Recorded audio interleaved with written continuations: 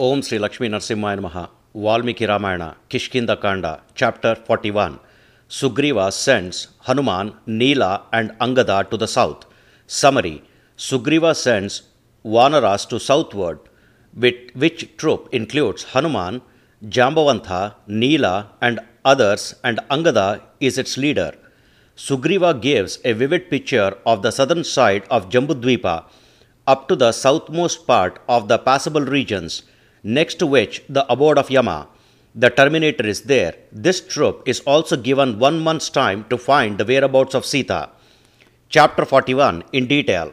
On sending that great Vanara force to east, Sugriva started to send tried and true Vanara to south.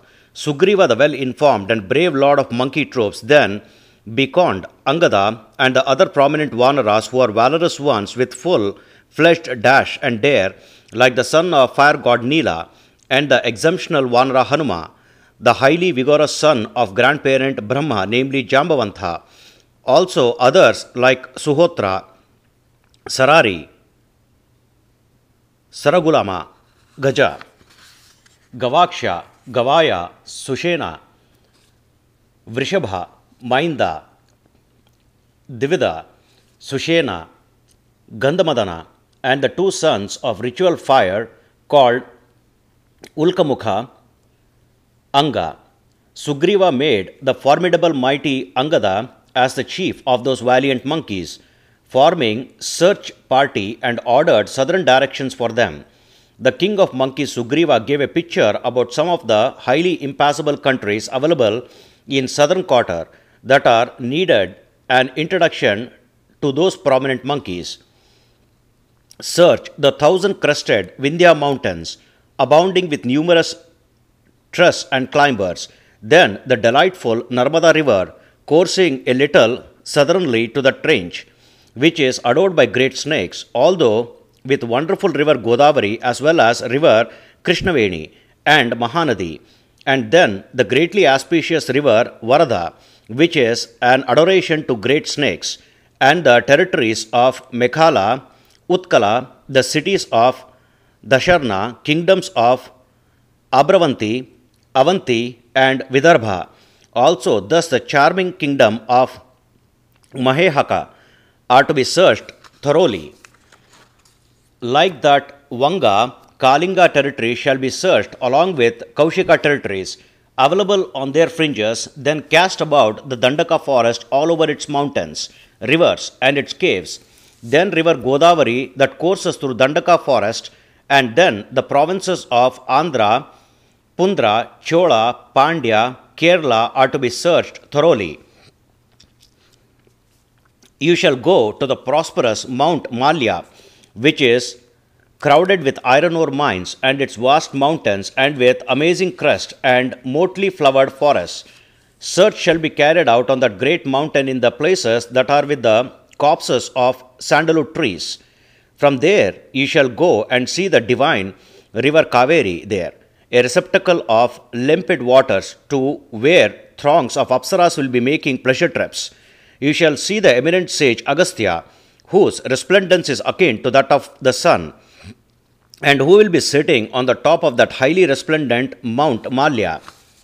And when the great souled Agastya permits you, then you shall leave that mountain and cross over the great river Tamraprani, a highly cherished river of crocodiles.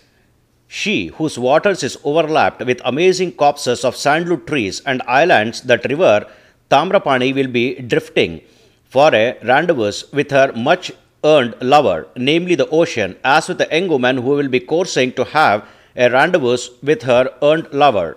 From there, on going to Pandya kingdom, you shall see a fully golden castle door bracing the compound wall of the fortress, which is decorated with pearls and jewels, and conduct your search even in that kingdom. Then on reaching the southerly ocean and on taking a resolve with regard to the purpose of your task, that is, importance of the mission undertaken, vis-a-vis your individual capacities to leave the ocean, you reach the glorious Mount Mahendra.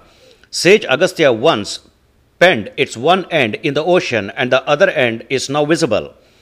That august and best one among all mountains will be completely golden with marvelous terraces and trees. And it will be steeping into ocean on the other side of land. And this mountain becomes the jumping point for you Vanaras. Mount Mahendra is glorified with numerous kinds of flowers, trees, and climbers. Important gods, sages, yakshas, and even apsaras will adore it. And it is overspread with the groups of siddhas and karanas, and thus it will be heart stealing for a look. And the thousand-eyed Indra will always be visiting that Mount Mahendra on every auspicious day. There is a dazzling island on the other side of the shore of Mount Mahendra, which is breadthwise 100 yojanas, and which is an impassable one for humans, and you have to search that island up to its fringes. Anyways, Sita is searchable especially there on that island because it is the dwelling place of the king of demons, Ravana, who is the co-equal of Indra in his resplendence, and which wild-minded demon is to be routed out.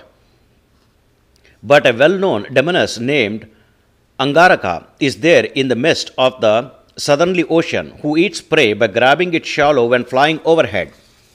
In this way, you should clear your doubts about the presence of Sita at any doubtable place by thorough searching, and you have to go on searching somewhere else for Sita, the wife of the king of people with infinite vitality, namely Rama, only after getting rid of your doubts about her possible presence at any given place. On crossing over the isle of after 100 yojanas, a mountain called Pushpitaka is there in that august ocean, which is adored by celestials like Siddhas, Karanas. Well settled in oceanic waters, that Mount Pushpatika will be shining forth with a resplendence similar to sun rays on one side and with the moonshine on the other, and its lofty crest will look as if they are scribbling on the sky.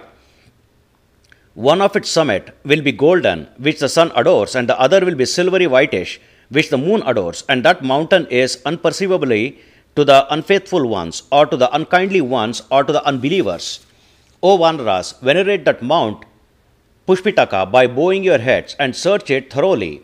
Then, on going across the inviolable mountain and taking a highly impassable route, there is a mountain called Suryavana after 14 yojanas from Mount Pushpitaka. On crossing over even that Mount Suryavana, after searching, there is a mountain named Vayukta, whose trees will be all-time heart-pleasing and they yield fruits, satiating every taste. O Vanaras, you proceed farther after devouring choicest fruits and tubers growing on Mount Vayukta, and even on consuming precious honey at that place. At that place, a mountain called Kunjara is there, which will be pleasing both to eye and heart, on which Vishwakarma built the mansion of Agastya. There, the golden abode of Agastya will be beautifully decorated with numerous gemstones, and it measures a yojana breadthwise and 10 yojanas in height. There is a city named Bhogavati, which is an abode of the snakes. It has broad roads and safeguarded from everywhere, and thus it becomes a unvanquishable city. Deadly serpents with harrowing fangs and fatal venom will be protecting it, in which the highly hazardous king of serpents, namely Vasuki, will be dwelling. That Bhogavati city is to be searched for Sita, and on coming out of that city, you have to search even the fringes surrounding that city, including the intermediate zones from city to its fringes. On crossing over that province, there will be a glorious mountain named Rishabha, as that great mountain looks like a holy bull, and it is replete with every kind of gemstones, whereon the sandalwood trees of ochre yellowly, lotus leaf greenly, sky blue colors, and even the most attractive sandalwood trees, which will be in the glow of fire, are produced. That mountain is this Rishabha. But never touch those sandalwood trees when you see them, as a genre of Gandharvas called Rohita will be protecting the dangerous woodlands of sandalwood trees. 5 Gandharva kings, namely Shailoksha, Gramani, Shiksha, Shukha, and Babru, whose resplendence is similar to that of sun, will be residing there. It is also the dwelling place of those who achieved ethereality by their pious activities, of whom some resemble the sun, some moon, and some fire by their physic. From Mount Rishabha to the terminus of the earth, the invulnerable beings who won heavens will be staying. After that, farther from earth, there is the most dreadful world of mains, namely the abode of Yama, the terminator, and you need not consider going there. You can go or search only up to this point. Oh, the best braving Vanaras, as that world of mains will be encompassed with an alarming darkness, and it is the capital of Yama, the terminator. After that, there is no entry into the abode of Yama for the mortals. It will be apt of you to return quickly on knowing the course of Vedayi after thoroughly searching all these places in their entirety, and even in those other places you happen to see, whether I have mentioned them or not. He who returns before a month and informs that Sita is seen, he enjoys a comfortable living on a par with me in high living and luxuries. He who says so will be more dearer to me than anyone, rather than my own life in particular, and even if he has committed many misdeeds, he becomes my confidant. You are with infinite might and bravery, and you are born in those hierarchies that have wide ranging attributes, that is, gust of the air god, gush of rain god, glare of fire god, etc., conjoining your own attributes to them that are already inherited. You start off on your expedient effort, and you search appropriately with a thinking as to how to regain Sita. Thus, this is the 41st chapter in Kishkinda Kanda of Valmiki Ramayana, the first epic poem of India, Sri Moola Rama Vijayate. Om Sri Krishnarpanamastu.